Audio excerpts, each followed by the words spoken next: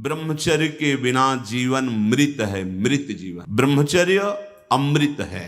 मन, वाणी, शरीर बड़ा भारी इनका साधना में। 8 प्रकार के मैथुनों का सर्वथा त्यागी ही ब्रह्मचारी कहा जाता है। पूज्यपाद श्री उड़िया बाबा जी महाराज, मूर्तिमान ब्रह्म, ब्रह्मचर्य ही महान सामर्थ्य, परम पुरुषार्थ, भगवत प्राप्ति का प्रबल साधन है। परम सुख का, परम शांति का, परम स्मृति का, महान धृति का ये प्रधान साधन ब्रह्मचर्य है। जो इस साधन से हीन है वो मृत हैं। खुद देख ले। स्मृति काम नहीं, शरीर में विशेष रजोगुण का प्रभाव, भोग वासना से जलता हुआ हृदय, छल कपट, आगे चलकर शरीर पीड़ा से युक्त हो जाना, बुझा बुझा स्वभाव रहना, हृदय में एक विशेष चिंता, कल्पनात्मक भय,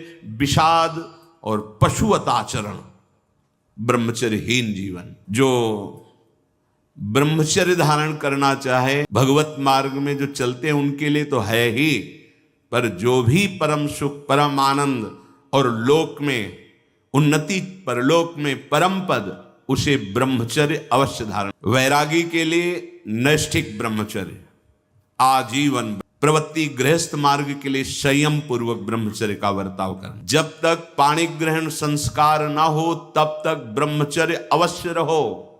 यदि उस समय तक ब्रह्मचर्य नहीं रहते तो तुम गृहस्थी को ठीक से नहीं चला पाओगे, वास्तविक अच्छे गृहस्थ नहीं बन सकते हो। जो तुम्हारी गृहस्थ की वृत्तियां हैं उनमें तुम सफल नहीं हो पाओगे। व्यभिचार व्यक्ति का सर्वनाश कर देता है। 20 वर्ष या 22 वर्ष की अवस्था तक तो सबको, जो भी बच्चे हैं उनको शिक्षा देनी चाहिए, ब्रह्मचर्य का ही पालन करें। बहुत सुंदर खेती गेहूं की लहलहाती हुई है और देहाती भाषा में उसे गलेत कहते हैं। गलेत मतलब बाली निकलने को है।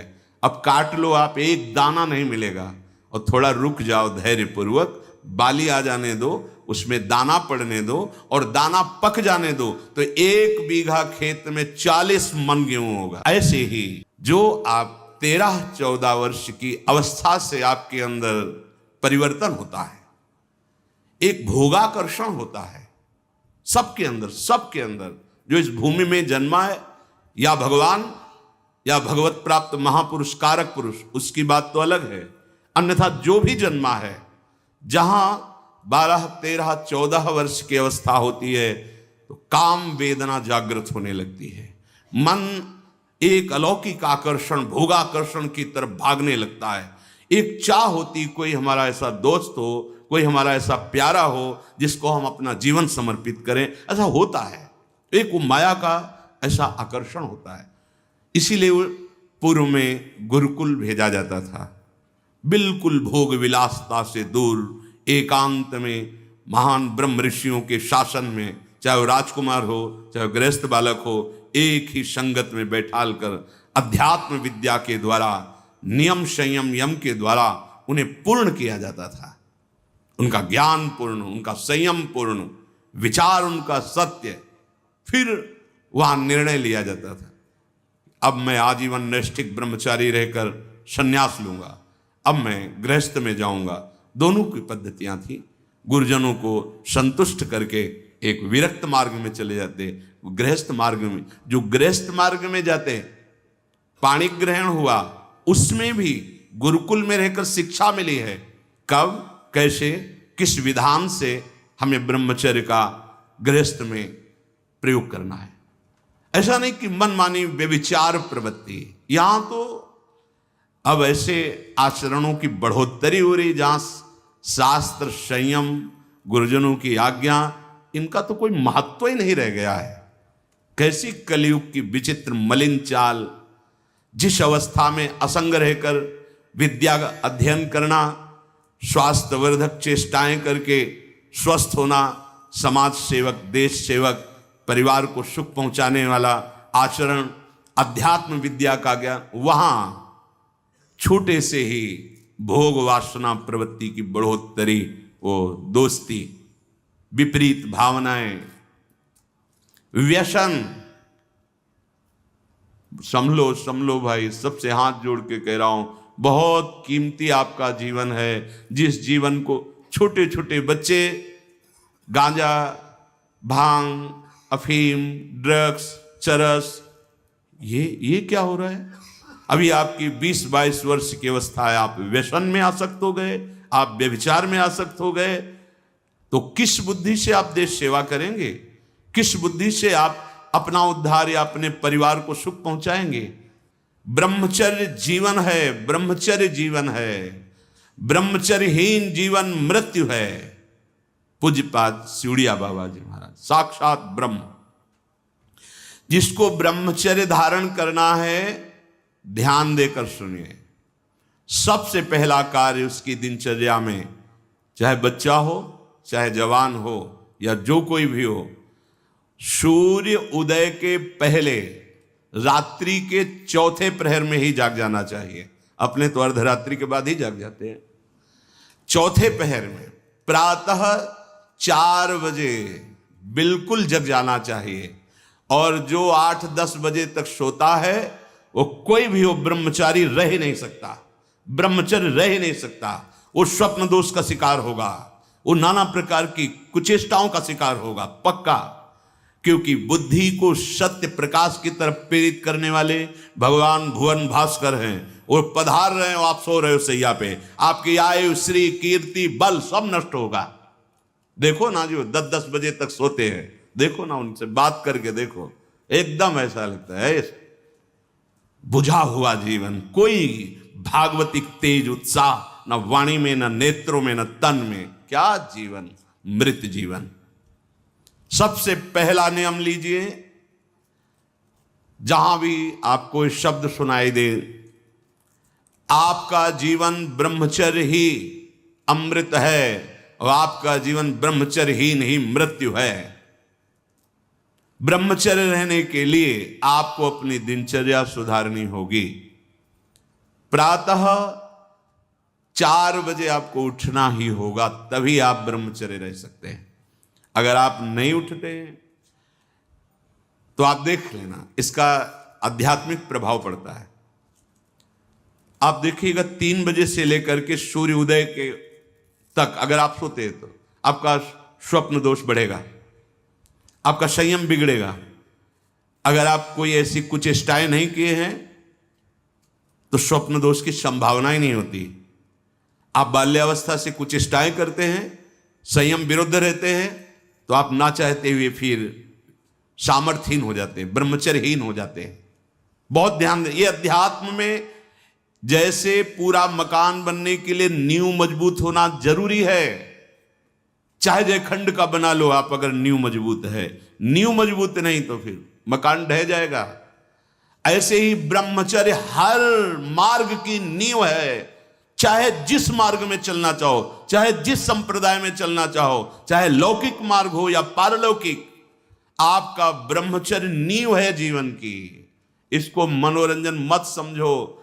कैसी तुम्हारी दुर्बुद्धि, अपने हाथ से तुम अपना नाश करते हो। कैसी कैसी दुर्बुद्धि जागृत हो गई, सावधान। पूज्यपाद बाबा कह रहे हैं, जब प्रातः काल उठो, कोई भी हो, अगर थोड़ी भी आस्तिकता है तभी तो ब्रह्मचर्य की भावना आप धारण करोगे। तो उठकर पहला कार्य प्रभु का स्मरण। अपने तो प्रभु के स्मरण की सरसता प्राप्त करने के लिए पहले तो गुरुदेव और भक्तों का स्मरण, फिर प्रभु को। मोरे मन प्रभुस विश्वासा, राम ते अधिक राम कर दासा। भक्त सुमिरन से भगवान बहुत जल्दी प्रसन्न हो जाते हैं। हरि को निज यस्ते अधिक भक्तन यस पर प्यार। सबसे पहले महान भक्तों का स्मरण, उनसे हमें सामर्थ्य प्राप्त होती। जब उनका स्मरण करते हैं तो उनकी भजन शक्ति, उनकी कृपा शक्ति हमको बल देती है। हमारी दिनचर्या परम पवित्र और शास्त्र सम्मत होती है। फिर बिना, जैसे आजकल वो चल पड़ा है चाय काफी, बाबा मना करते हैं। ये दिनचर्या ब्रह्मचारी की नहीं होती कि आप सुबह उठे, चाय पिए, फिर सो। नहीं, हाँ, जल के लिए आयुर्वेद में सिद्धांत है, बिना कुल्ला व मंजन किए आप जल पिए तो जो मुख में, वो आपके उदर को साफ करेगा जाके, आपके उदर को रोग रहित करेगा जाके। अधिक से अधिक पानी, अधिक से अधिक। अगर उल्टी हो जाती तो और अच्छा होता है, जैसे आप पिए 2-4-10 कदम टहले, आपको उल्टी लगे, अगर उल्टी कर दिया तो बहुत अच्छा हुआ, क्योंकि पित्त और सब गर्मी निकल गई। नहीं हो रही, पच गया है, फिर इसके बाद आप शौच स्नान आदि क्रिया कीजिए। फिर पवित्र जब शरीर हुआ तो जैसे भजन आवश्यक है वैसे व्यायाम आवश्यक है, वैसे प्राणायाम आवश्यक है, वैसे आपको 2 किलोमीटर दौड़िए। कुछ शारीरिक ऐसा व्यायाम, कुछ ऐसे भी व्यायाम करते हैं। ये कोई व्यायाम पैर से करना, बहुत ये कोई व्यायाम का मतलब पसीना निकले शरीर से, आपके शरीर को 1-2 किलोमीटर दौड़िए। अच्छा, बाहर दौड़ने का नहीं तो जगह जगह से सुविधाएं आजकल हो गई, हो ट्रेडमिल, हाँ उसमें, और ऐसे कुछ साधन है जिससे करिए। ये भजन है। अगर शरीर स्वस्थ है, पुष्ट है, तो आप भगवत सेवा, देश सेवा सब कर सकते हैं। व्यायाम और जैसे भजन आवश्यक। अगर तुम्हें व्यायाम ही करना है, तुम जवान हो और 3-4 खंड की सीढ़ी, तो नीचे आओ, नीचे से ऊपर 11 बार उतरो, दौड़ो, अभी व्यायाम हो जाएगा। नीचे सीढ़ी से शुरू करो और ऊपर तक जाओ, फिर नीचे आओ, फिर ऊपर 11 बार करो, देखो पसीना आ जाएगा, दौड़ो। ब्रह्मचारी बनना है तो ब्रह्मचर्य पचाने के लिए भी तो चाहिए ना।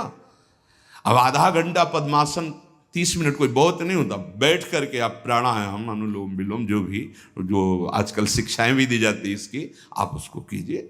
आसन पे बैठिए, आपका शरीर स्वस्थ रहेगा। फिर अगर आप विद्यार्थी हैं तो जैसे हम शास्त्र स्वाध्याय करते हैं उसी भावना से आप आप देखो, अगर स्मृति आपकी प्रवीण ना हो तो बताना, और आहार आपका सात्विक हो। छोटे छोटे बच्चे, चाय काफी, ये अवस्था है बच्चों की, चाय काफी के। अब 50-60 की अवस्था हो गई, शरीर बहुत, वो ठीक है। ऑफिस में बहुत काम पड़ रहा है, वो थोड़ा ठीक है।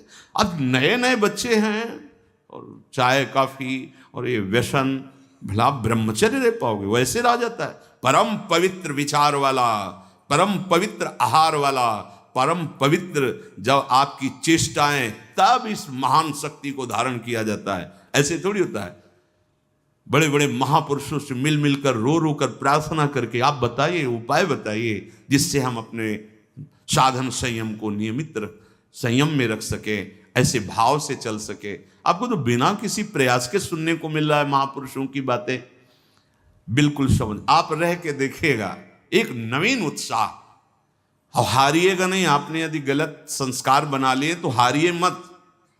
कुछ समय तक बिना चाहे वो अभ्यास आपको गिराएगा, लेकिन आप बिल्कुल नियम संयम में दृढ़ रहिए, धीरे धीरे शांत हो जाएगा। ये आप धीरे धीरे शांत हो जाएगा। अब आपकी दिनचर्या में 2 प्रकार के ब्रह्मचर्य, एक आजीवन ब्रह्मचर्य, तो वैरागी का तो आजीवन ब्रह्मचर्य होता है। जो प्रवृत्ति गृहस्थ मार्ग में, उनका संयम का होता है। शास्त्र संयम के अनुसार बर्ताव करे तो उसका जीवन बड़ा सुखमय जाएगा। केवल मन के अनुसार चलने पर कि आप गृहस्थ हैं तो आपके लिए छूट नहीं। देखो, परम ब्रह्मचारी भीष्म जी अपहरण करके स्वयंवर में जीत कर जबरदस्ती राजकुमारी, वो एक राजधर्म है। मैं ले जा रहा हूं राजकुमारियों को महाराज विचित्रवीर के लिए, हस्तिनापुर के सिंहासन पर आरूढ़ है, जिसकी ताकत हो छोड़ा, वो राजाओं का है। अंबा ने तो अस्वीकार कर दिया कि या तो आपने अपहरण किया, आप स्वीकार कीजिए, नहीं तो मैं उनको दो जो। अब वो संयम को भूल गए। महाभारत प्रसंग में है, राजा क्षमा रोग हो गया और मृत्यु को प्राप्त हो गए।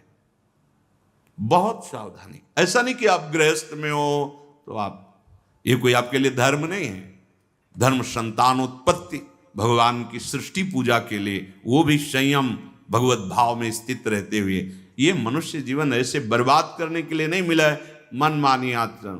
यदि सत्संग नहीं सुनते, शास्त्र स्वाध्याय नहीं है, आस्तिकता नहीं है, तो चाहे स्त्री शरीर चाहे पुरुष शरीर हो, पशुता रहती है। क्या जीवन है? आजीवन ब्रह्मचर्य पालन करने की जिसकी इच्छा है, नैष्ठिक ब्रह्मचर्य, उसको किसी भी प्रकार से इन अष्ट मैथुनों का स्पर्श नहीं करना चाहिए, संयोग नहीं होने देना चाहिए। और जो गृहस्थ में भी, तो वो भी सावधान, पाणी ग्रहण जिससे किया है वो भी समय मर्यादा के अनुसार। अष्ट प्रकार के ये मैथुन है। पहला, जब हम कोई गंदी बातें सुनते हैं, गंदी बातें देखते हैं, तब हमारे अंदर गंदी बातों का चिंतन होता है, फिर संकल्प बनता है। पहला, जो हम देखते हैं उस पर सुधार करो, जो हम सुनते हैं उस पर देखो।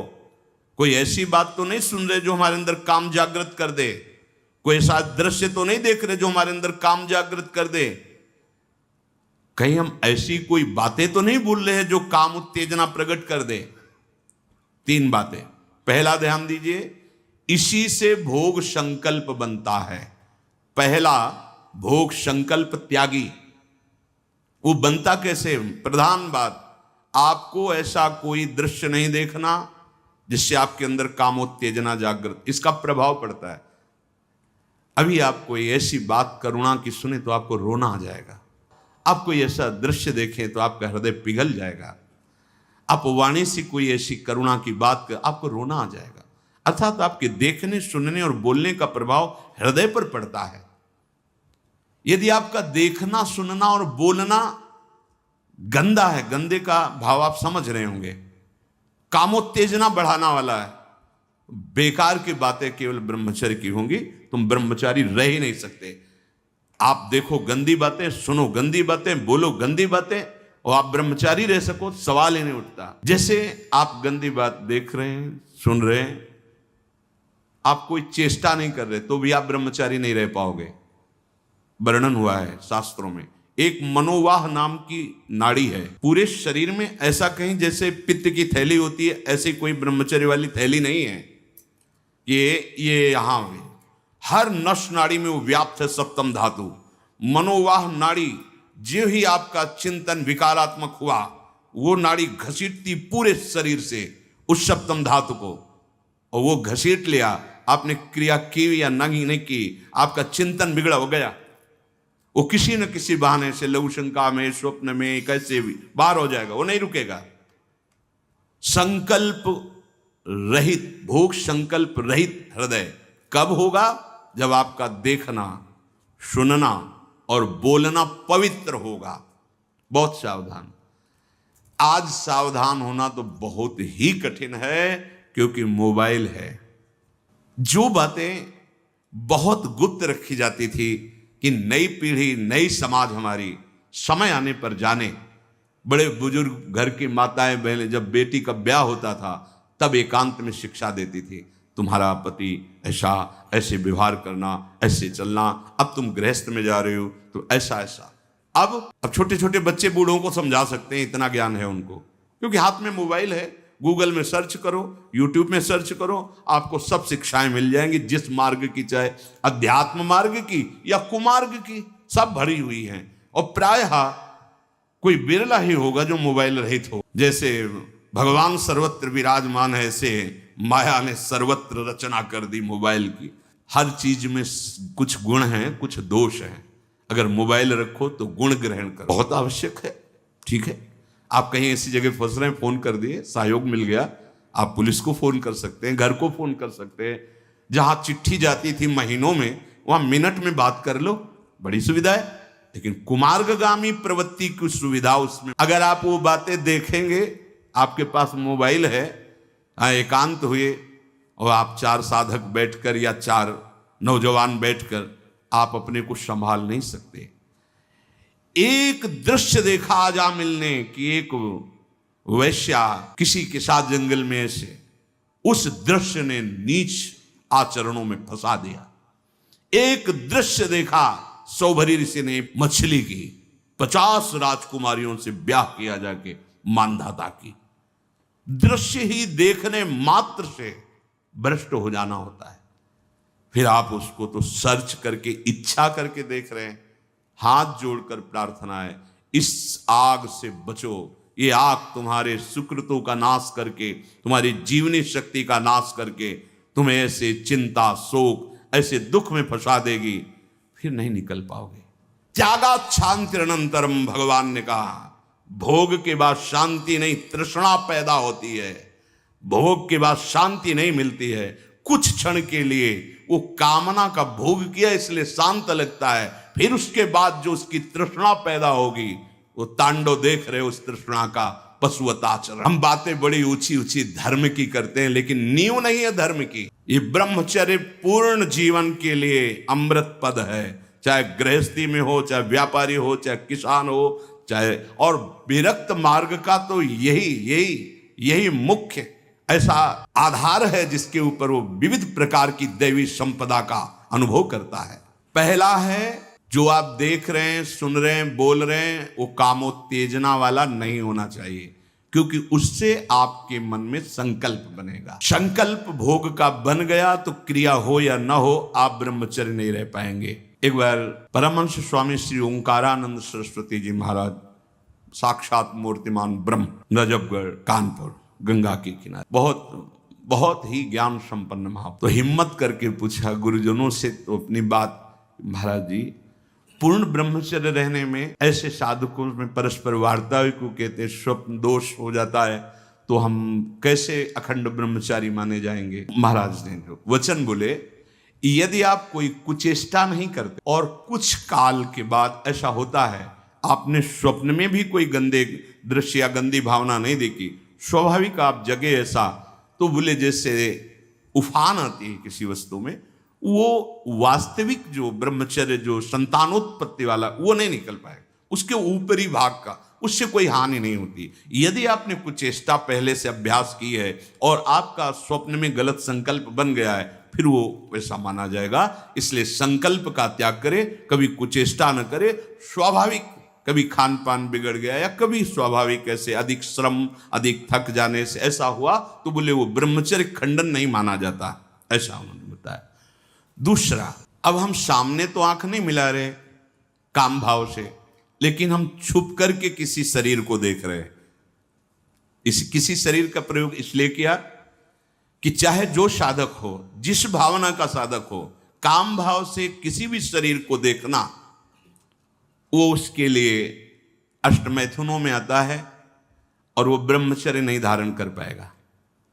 भावनाएं हैं अलग अलग, काम भावना का अलग अलग आरोप शरीरों में किया गया है। समय परिवर्तन के साथ बुद्धि का परिवर्तन होता जाता है, कामनाओं का अलग रूप होता चला जाता है, जो हमने कभी शास्त्रों में नहीं पढ़ा वो देखने को मिल रहा है। तो किसी भी शरीर की तरफ छुपकर या किसी बहाने से काम भाव से देखना, अगर ऐसा देखते हैं तो आप अष्टमैथुनों के अंतर्गत है और आपका भाव बिगड़ जाएगा, आप संयम से नहीं रह पाएंगे। एक बार दृष्टि भूल से चली जाए उसे देखना नहीं कहते। जैसे आप मारो, अचानक दृष्टि गई, बस आप हटा लीजिए। जैसे यमुना स्नान करने गए, गंगा स्नान करने गए, यहाँ जहाँ सब परिवार के परिवार स्नान करते, अचानक दृष्टि गई है, अब दोबारा नहीं देखना। अगर दोबारा देख लिया तो अष्टमैथुन के अंतर्गत आता, वो आपका भाव बिगाड़ देगा। भूल से दृष्टि चली जाए, तत्काल उधर से दृष्टि हटा लें। किसी भी माता बहन को, जिसको जो गृहस्थ में पाणी ग्रहण किया वो अर्धांगिनी, इसके अलावा जहां भी दृष्टि जाए अपनी दृष्टि को सुधारना है। जैसे हम अपनी माँ के पास रहते हैं तो क्या भाव हो, कोई गलत भाव थोड़ी आता। अपनी बहन के साथ रहते हैं तो क्या गलत भाव आता है? वो तो राक्षस है जिसके अंदर गलत भाव है, वो मनुष्य थोड़ी है। अरे बहन, बेटी, माँ है तो परम पवित्र, इनके तो चरण रज माथे पे रखते हैं, माथा इनके चरणों में रखते हैं। देखो कितनी सुंदर रीति हमारी ने तो देखा है। कभी बेटी से पैर नहीं छुआते थे पिता, पैर छूते ही थे। हाँ, बेटी के पैर छूते, ये भी दुर्गा के स्वरूप मानते, एक कन्याएं ये सब भगवती का स्वरूप है, ऐसा मानते। और बहन जब राखी बांधती है तो भाई तो माथा रखता ही है, चरण छूता ही है, पूज्य भाव रखना। ऐसे ही जननी सम जान ही पर नारी, ये सब भगवती अम्बा की अंश स्वरूपा है। अपने लोग तो सब श्री जी की सखियां हैं, लाडली जी की दुलारी प्यारी सखियां हैं, अपने को ऐसा भाव। अगर हम स्त्री को, किसी भी स्त्री शरीर को देखकर भोग भावना करते हैं, हमारा पतन निश्चित है। कोई क्रिया हो या ना हो, यह चिंतन वाली बात है, ध्यान रखना। किसी भी माता बहन को भोग बुद्धि से, जैसे शास्त्रों में कहा गया नरकस्य नारी, बात है कि तुम्हारी भोग भावना जो नारी के प्रति है, यह नरक पहुंचा देगी। त्रिविधम नरकस्येदम द्वारम नाशन मात्मनः कामः क्रोधा तथा लोभा तस्मादेत्रयम् त्यजेत। माताओं बहनों की तरफ देख करके काम भाव से उनको देखना, तो तुम समझ लो नरक जाने का रास्ता फिट कर रहे हो। त्रिविधम नरकस्येदम, शास्त्रों ने तो जगदम्बा कहा है, शास्त्रों ने तो मां कहा है इनको, जननी सम जानो पर नारी। कहां जगत की जो वार्ता है वो कहां शास्त्र के विरुद्ध पहुंच रही। शास्त्र उसको कह रहा है जो माताओं बहनों को गलत दृष्टि से देख रहा है कि नरक, ये तुम्हारे नरक का हेतु बनेगा जो तुम देख रहे हो स्त्री को काम भाव से। आगे कह रहे हैं किसी भी तरह से खिलवाड़ करना। बच्चे हैं, बच्चियां हैं, अब उनको तो ज्ञान नहीं है कि आप गलत स्पर्श कर रहे हैं, आप गलत ढंग से छू रहे हैं, और आप अपनी वासना का पोषण करने के लिए छोटे बच्चों को, बच्चियों को गोद में बैठा ले, खिला रहे, और आपकी भावना दूषित हो रही। ये सत्संग है, बहुत होश में सुनिए। साधु हैं या परमार्थ के पथिक हैं या गृहस्थ है, अंतर में बैठा हुआ अंतर्यामी देख रहा है आप क्या देख रहे हो और आप क्या सोच रहे हो। बस जो ब्रह्म स्वरूप महापुरुष हो गए स्वयं बालकवत, वो खेल रहे हो, विचरण कर, तुम्हारी स्थिति नहीं है। अंतर की वृत्ति भ्रष्ट होने में देर नहीं लगती है। वो अबोध अवस्था को प्राप्त बालक बालिकाएं हैं। भगवान का स्वरूप मानकर दूर से, अगर वैराग्य मार्ग के पथि को दूर से स्पर्श करने का अधिकार नहीं, स्पर्श करने का वो ब्रह्मबोध संपन्न महापुरुष जो स्वयं बालवत परमहंस अवस्था को प्राप्त, वो बच्चों के साथ खेलते हैं जहां कामना की कोई गंध ही नहीं, ब्रह्म स्वरूप है अपने होश में। किसी बालक को किसी भी तरह से दुलार करना, वो वात्सल्य नहीं होगा आपके अंदर, वो वासना होगी। ध्यान देना, बहुत सावधानी का विषय है। ये हम तो बच्चों के साथ खेलते हैं, नहीं, तुम बच्चों के साथ खेलते नहीं, अपनी वासना को बढ़ावा दे रहे हो।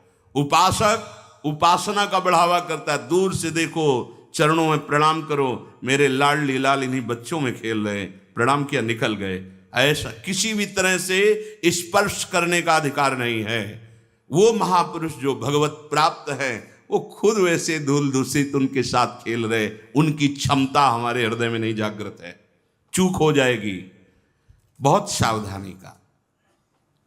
एकांत में किसी भी तरह का व्यवहार करना विपरीत शरीर से, काम चेष्टा नहीं कर रहे, पर हंसी मजाक, छूना, खेलना, बातें करना, वो आपको भ्रष्ट कर देगा। सावधान। विपरीत आकर्षण जहां आपका काम भाव बन सकता है, एकांत में नहीं। व्यवहार करने के लिए जिनको सेवाएं मिली हैं 2-3 एक साथ, तब व्यवहार कीजिए। अकेले वार्ता करने वाला अपराधी माना जाएगा। क्यों? अकेले वार्ता में माना आप दूषित नहीं, लेकिन दूसरे की दृष्टि भावना दूषित हो सकती है कि ये स्त्री शरीर और ये पुरुष शरीर, कहीं कोई ऐसा तो नहीं, तो आपने गलती नहीं की, लेकिन आपके आचरण ने दूसरे की श्रद्धा बिगाड़ दी। नहीं, आपको ऐसा भी आचरण नहीं करना कि दूसरे की श्रद्धा में भी दोष आवे, क्योंकि आपका आचरण ही दूसरे के ऊपर प्रभाव डालने वाला है। एकांत में कोई भी ऐसी हंसी मजाक, चेष्टा, विनोद, भले भागवतिक हो, लेकिन विपरीत शरीर जिसमें काम भावना होती, नहीं करना चाहिए। समाज में बहुत सावधानी पूर्वक व्यवहार करना चाहिए। एकांत में किसी भी ऐसे विपरीत शरीर का ऐसे हंसी मजाक करते हुए स्पर्श करने से भावना में काम प्रभाव जागृत हो जाता है। बलवान इंद्री ग्रामो विद्वानम अपि करसति, साधारण की तो बात जाने दो। किसी भी जीव को मैथुन करते हुए एकाग्रता पूर्वक देखना, मानो कोई पशु पक्षी आदि ऐसे मैथुन धर्म से अचानक दृष्टि गई, राधा राधा राधा, अगर आपने एकाग्रता पूर्वक देखा तो ये दृश्य आपको भ्रष्ट कर देगा। फिर मोबाइल में देखने वाली तो बात ही जाने दो। अचानक दृष्टि गई किसी पशु पक्षी आदि में, राधा राधा, अपनी दृष्टि नीचे की, चल दिए। अगर उसका चिंतन बना, उसको एकाग्रता पूर्वक देखे तो कुछ क्रिया नहीं होगी। मनोवाह नाड़ी इतनी सामर्थ्यशाली, जहां चिंतन हुआ काम का, वो पूरे शरीर से सप्तम धातु को, ब्रह्मचर्य आपका क्षीण हो जाएगा। बहुत सावधानी की जरूरत। वीर्य, प्राण, मन, इन तीनों का परस्पर घनिष्ठ संबंध है। एक भी स्थिर हो जाए तो तीनों स्थिर हो जाएंगे। ब्रह्मचर्य ठीक, मन एकाग्र और प्राण सूक्ष्म। सूक्ष्म प्राणों के द्वारा ही परम योग को प्राप्त किया जाता है। स्थूल प्राण, बहुत खाना, बहुत चर्बी बढ़ाना, ये साधन हो पाएगा? ऐसे आटा लगा दिया जाए, उड़े ना, श्वास प्रश्वास चल रही, उस आटे पर धक्का भी नहीं लगना चाहिए, तब समझना चाहिए कि प्राणवायु सूक्ष्म हो रही। इन बातों का कोई ध्यान ही नहीं हो रहा। बस मनमानी आचरण, बहुत इतना खा लिया और उसी को पचाने में पूरी शक्ति लग गई। भजन और एकाग्रता और इंद्रिय संयम तो बात जाए, इतना पा लिया। वीर, प्राण, मन, तीनों का परस्पर घनिष्ठ संबंध है और उपासना में तीनों का बहुत बड़ा योगदान है। प्राण सूक्ष्म, देखो नाम जब आप श्वास लेते हैं आराम से और नाम चल रहा है कैसा, फिर श्वास आराम से, नाम चल रहा है। अब स्थूल प्राण है, बैठे हो, सुनाई दे रही आवाज प्राणवायु, सांप की सी फुसकार निकल रही, आप साधक हैं, आप उपासक। इतने स्थूल प्राण तो आप मंत्र कहां चला पा रहे हैं? इसका मतलब मंत्र नहीं चल रहा। आराम से शांत श्वास। प्राण जिसका ब्रह्मचर्य ठीक है, बिना प्राणायाम के भी वो सूक्ष्म हो जाएगा। जिसका प्राण सूक्ष्म है, ब्रह्मचर्य ठीक है, मन को एकाग्र करने के लिए ज्यादा श्रम नहीं करना पड़ता। ये तीनों एक तार जुड़े हुए हैं। ब्रह्मचर्य ठीक नहीं, मन भयानक चंचल बदमाश होता चला जाएगा, गंदी से गंदी बात पेश करेगा आपके सामने, गंदे से गंदे आचरण करेगा, भूल जाएगा कि हम मनुष्य हैं, पशुवत आचरण में उतार देगा। ब्रह्मचर्य, प्राण, मन, तीनों का परस्पर बहुत घनिष्ठ संबंध है। एक स्थिर कर लो, ब्रह्मचर्य, बहुत गंभीरता स्वभाव में आ जाएगी। ब्रह्मचारी का स्वभाव गंभीर होता है, विचार परिपक्व होता है, स्मृति प्रवीण होती है उसकी, और हर कष्ट सहने की सामर्थ्य होती है। गर्मी, सर्दी, बरसात, पीड़ा, अपमान, निंदा, वो महान शीतलता अंदर प्रदान करता है। मस्ती एक रहती है। और कहीं निरंतर भजन और ब्रह्मचर्य, फिर क्या दुर्लभ रह गया संसार में उसके लिए। इसलिए हमारे शास्त्रों ने, ब्रह्म ऋषियों ने ब्रह्मचर्य पर बहुत जोर दिया है। ब्रह्मचर्य रहने वाले उपासक को इन बातों का ध्यान देना चाहिए। यदि कब्ज पेट में रहेगी तो बिना क्रिया के भी ब्रह्मचर्यहीन होने लगोगे। गर्मी बर्दाश्त नहीं ज्यादा, ये जितने नए पदार्थ पाने वाली लोलुपता है, ये सब ब्रह्मचर्य नाश करने वाली। मैदा और गरिष्ठ वस्तुएं, चाय और कॉफी ब्रह्मचारी के लिए निषेध है। अब नौजवान बच्चे हैं, चाय और कॉफी भैया काहे को? 60-50 की अवस्था है, शरीर थोड़ा रुग्ण जैसा, तो आप चाय आदि ले लीजिए। आपको चाय की क्या आवश्यकता है? आपका तो ब्रह्मचर्य खुद इतना पावरफुल, चाय और कॉफी तो विघ्न है आपके लिए। बहुत कलयुग का बड़ा भारी प्रभाव है। आगे कह रहे हैं कि अत्यंत आवश्यक हो तो शरीर जिसका रोगी है उसकी सेवा के लिए अगर आपको सेवा लगाई गई है, या किसी को सेवा कार्य के लिए, ऐसे बकाया किसी को स्पर्श मत करो, क्योंकि सबके शरीरों में परमाणु होते हैं, अपने अपने स्वभाव, अपने अपने आचरण, शरीर में, वस्त्र में, सैया में। एक विश्राम स्थली पे जो आपकी सैया है, आप कैसे सोते हैं उसमें उसके परमाणु हैं, वस्त्र में परमाणु हैं, शरीर में परमाणु हैं। अगर आप ऐसा ही व्यवहार रखेंगे तो आप लड़ नहीं पाएंगे, आपके परमाणु इतने पुष्ट नहीं होंगे कि आप विकारों पर विजय प्राप्त करें। स्वाभाविक भीड़ में कोई छू रहा हो बात अलग है, हमें छूने की चेष्टा, अगर किसी रोगी की सेवा तो फिर विचार नहीं करना है, कोई सेवा पे है तो हमें विचार नहीं करना है। स्वाभाविक ऐसे हंसी मजाक या व्यवहार में हम बचें, स्पर्श से बचें। यहां वो छुआछूत वाला स्पर्श नहीं, अपने परमार्थ को पुष्ट करने की बात है। कभी किसी को मजाक में भी अश्लील बातें मत करो, मजाक से भी। जैसे हंसी मजाक में आप ऐसे, उसका प्रभाव पड़ेगा, वो शब्द है, वो आपके अंदर पहुंचेगा, मनन करेगा और फिर वासना जागृत कर देगा। आप कोई ऐसे कपड़े बनावटी मत पहनो आप अपने शरीर की वेशभूषा ऐसी मत बनाओ, आप ऐसे शौकीनी प्रकट मत करो जिससे तुम्हारा शरीराभिमान पुष्ट हो। इससे काम बढ़ेगा, इससे वासना बढ़ेगी। बाबा कह रहे हैं कि ऐसे कपड़े, ऐसी सजावट, ऐसी बनावट, ऐसे लेपों के लगाने से शरीराभिमान पुष्ट होता है और आपकी काम वासना बढ़ती है। शरीर मन बुद्धि किसी की भी उन्नति नहीं होती जो शरीर सजाने में, शरीर के, उससे सब बिगड़ जाता है। देहाभिमान, देह भाव पुष्ट होता है। देह भाव पुष्टता में ही सारे विकार अपना राज्य करते हैं। बहुत सावधानी की जरूरत है, बहुत सावधानी। बड़ा पवित्र वेश रखो, पवित्र वस्त्र पहनो, हाँ, सावधानी पूर्वक चलो। इससे कोई वीआईपी पना प्रकट नहीं होता। इससे आपकी मन की, आपकी बुद्धि की, आपकी चित्त की दशा गलत मार्ग में चली जाएगी, क्योंकि शरीर भाव आप पुष्ट कर रहे हैं। शरीर को दिखाना, शरीर का सजा। हम ये नहीं कहते कि आप बाबा जी बन जाओ, आप सब पूरे मुख में रज लगाओ, ये तो हम लोगों के लिए। पर आप उचित, ऐसी सभ्य पोशाक हमारे देश की रही है, बड़ी मर्यादापूर्ण रही है, आप उस पर ध्यान दीजिएगा। क्योंकि आप ऐसे जैसे शरीर सजाना, इससे आपको दुख मिलेगा, आपका मन वासना में हो जाएगा, आपकी भावनाएं दूषित हो जाएंगी। संत समागम तो शरीर राग नष्ट करने के लिए, परमानंद। आप भजन करो, देखो आपको ऐसा सौंदर्य प्राप्त होगा, अंदर आपका ऐसा सुंदर रूप होगा। देखो ना, आचार्य चरण कहते हैं, लक्ष्मी कोटि विलक्ष लक्षण लसल लीला किशोरी सतई राधाध्यम ब्रज मंडले मधुरम राधाभिधानम।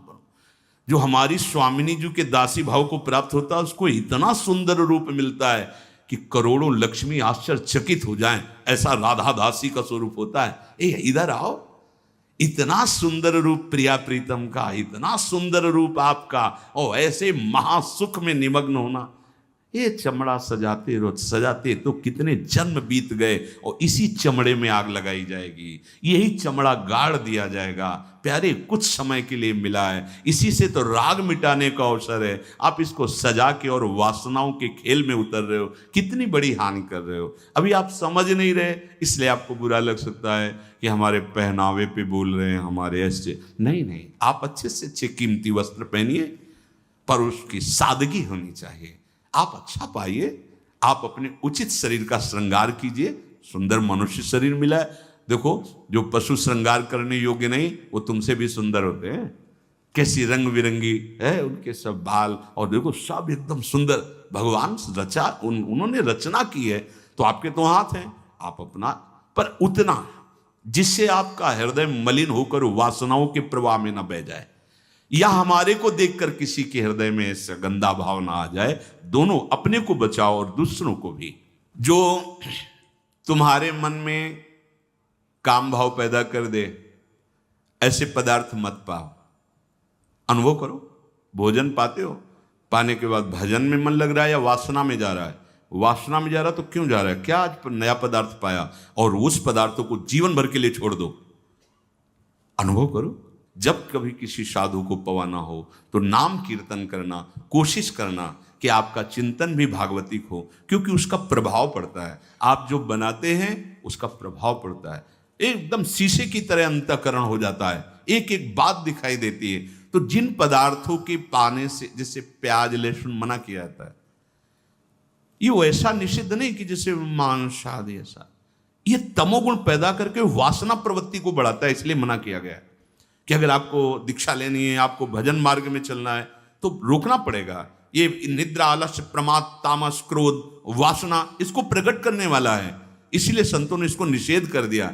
नहीं तो इसकी उपज बड़ी पवित्र सी, जैसे जहां आलू पैदा होती है वहीं पैदा होता है, भूमि में तो होता है, पर उसका प्रभाव, जैसे तुलसी के पत्ता पास में ही गांजे का पेड़, वो भी तो ऐसी जगह मिलेगा, लेकिन वो प्रभाव तमोगुण पैदा करके व्यसन हो गया। तुलसी जी परम पावन, भगवत अनुराग बढ़ाने वाली बन गई। और कोई भी सुगंधित पदार्थ जब तक प्रसादी न हो तो शरीर में नहीं लगाना चाहिए, इसका प्रभाव पड़ता है, रजोगुण पैदा करके भोग वासना प्रकट करता है। श्री जी को अर्पित तो भक्ति हो गई हमारी श्री जी के श्री अंग की गंध है। या औषधि के लिए आप ले सकते हैं। नियमानुसार व्यायाम, भोजन उतना, जो पच जाए। अगर आपको शाम टाइम लगता है कि खट्टी डकार आ रही, पचा नहीं, तो फिर बैठने की जरूरत नहीं, उपवास करो, दूसरे दिन पाना, कोई मर थोड़ी जाओगे, आपकी आंतों को थोड़ा विश्राम मिला। प्रतिदिन सोते समय दांतों की सफाई करके सोएं। आपके दांत ठीक होने चाहिए, क्योंकि आप अच्छे से चबाएंगे तब आपकी पाचन शक्ति ठीक होगी। 2 बार स्नान ब्रह्मचारी को अत्यंत आवश्यक है। और यहां पेट में ठंडा ठंडा जल ऐसे, यहां तो कई बार जल डालिए, जैसे ऊपर स्नान किया, फिर आधे यहां नाभि से लेकर 10 कमंडल कम से कम ऐसे आराम आराम से, आपके ब्रह्मचर्य की बहुत पुष्टता होगी और आपकी गर्मी शांत होगी। रात्रि के समय सोते समय विचार कीजिए, आज हमसे कौन सा विचार, कौन सी चेष्टा ऐसी गलत हुई जो नहीं होनी चाहिए, और उसको नियम लेकर दूसरे दिन से ना होने पावे। आप खुद विचार कीजिए। मांस और शराब और कोई भी नशा, ये तो कहीं प्रवेश ही नहीं है, पर धोखे से भी कभी बिल्कुल नहीं। ब्रह्मचर्य रहना है, भगवत प्राप्ति करना है, तो आप वृत्ति भगवदाकार है। अब वो खेल खेले, उनकी बात अलग है। महापुरुषों की वो तो 10 तोला जहर भी खा के पचा जाते, ऐसे संत हुए। एक संत थे, ब्रह्मचर्य पालन के लिए इमली और खट्टे पदार्थ बिल्कुल जहर है ब्रह्मचारी के लिए।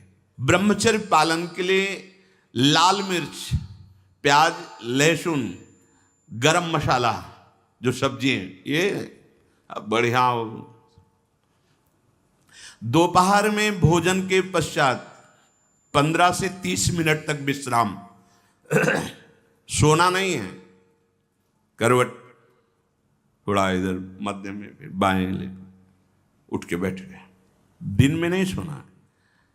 जो रात्रि में सेवा करते हैं उनके लिए छूट है। अब रात्रि में बंगला बना रहे हैं श्री जी का, या जो सेवा परायण है, जिनका सीधा अखंड नाम कीर्तन हो रहा है, रात्रि में ही कीर्तन है, दिन में सोना नहीं, रात्रि में कीर्तन करना है, तो चल कैसे पाएंगे? वो दिन में सो लें। सायंकाल के समय भोजन निषेध है। संध्या का समय हो रहा हो, भोजन निषेध है, शास्त्र स्वाध्याय निषेध है। उस समय कीर्तन, नाम जप आदि। और रात्रि में भोजन पाने के 30 मिनट भ्रमण करें। भोजन पाने के बाद घूमिए, फिर शयन कीजिए। अगर ब्रह्मचर्य रहना है, नहीं सब खा पी के और दूध पी के फिर सो गए, फिर नहीं ठीक रहेगा। दिन में उपासक को कभी नहीं सोना चाहिए। ये छूट उसके लिए जो रात्रि में सेवा परायण है, जगते हैं। यदि रात में आपको जगना पड़े तो अपनी नींद पूरी करने के लिए उससे कम समय में काम चला लीजिए। अधिकतर दाईं करवट से सोना ब्रह्मचर्य के लिए लाभदायक रहेगा। सोते समय भगवत चिंतन अत्यंत आवश्यक है। यदि आप सोते समय छूट दे दी तो गलत चिंतन उस समय जरूर होगा, और गलत चिंतन हुआ अगर सो भी गए तो धोखा हो जाएगा, और अगर जगते रहे तो धोखा हो जाएगा। सोने के समय ऐसे सावधान रहो जैसे मरने वाला सावधान रहता है कि अब तो मृत्यु आ रही है, राधा राधा, ऐसे सावधान। जब एकांत कर्म में तो बिल्कुल सावधान। उस समय क्या करते हैं हम लोग? असावधान हो जाते हैं, छूट दे देते हैं। अगर मोबाइल है तो मोबाइल में लग गए, नहीं तो चिंतन मनन वो कहीं ना कहीं भटकाव में आ जाएगा। भटकाव में आ जाएगा, आपसे धोखा हो जाएगा। बहुत सावधान, ये बात मान लीजिए। आपका एकांत परम पवित्र और सावधानी पूर्वक होना चाहिए जब तक नींद ना आए। अपने लोगों ने तो यह अभ्यास किया गुरुजनों की आज्ञा से कि जैसे अब दिनचर्या पूर्ण हुई, अब शयन करने जा रहे हैं तो माला लेके बैठ गए। जब तक ऐसे नहीं हुआ तब तक माला नहीं हटानी है। बैठे, जब लगा कि अब बस सो ही जाएंगे, कभी कभी माला छाती में रखे ही सो गए, फिर जगह, फिर शुरू हो गया। भजन नहीं, अगर भजन उस समय एकांत में नहीं करते तो बकवास है, ब्रह्मचारी नहीं बन सकते। बहुत चंचल मन है, किसी न किसी बहाने से आपको धर्म भ्रष्ट करेगा, ब्रह्मचर्य भ्रष्ट करेगा। बहुत सावधान। उपन्यास, अश्लील पुस्तकें, अब बाबा के समय तो मोबाइल नहीं चला था ना, नहीं तो वो भी लिख देते। ये कभी ना पढ़ें, ऐसी कोई बातें ना पढ़ें, ऐसे कोई दृश्य ना देखें। ब्रह्मचर्य जो साधना है, इसमें व्यर्थ समय नष्ट करने वाला ब्रह्मचारी नहीं रह सकता। आप अपने कार्य में रत रहिए, कार्य से विलग हैं तो आपका चिंतन ब्रह्मचर्य की पुष्टता के लिए, भगवत चिंतन, महापुरुषों के चरित्रों का चिंतन, इससे आपकी बुद्धि प्रवीण होगी और आपके अंदर जो मनोवासनाएं हैं उनका नाश होगा। फिल्म, सिनेमा, नाटक देखने वाला कभी ब्रह्मचारी बन ही नहीं सकता। अब देख लो भाई सावधानी पूर्वक। इसलिए ब्रह्मचर्य ये महान साधना की भूमिका है।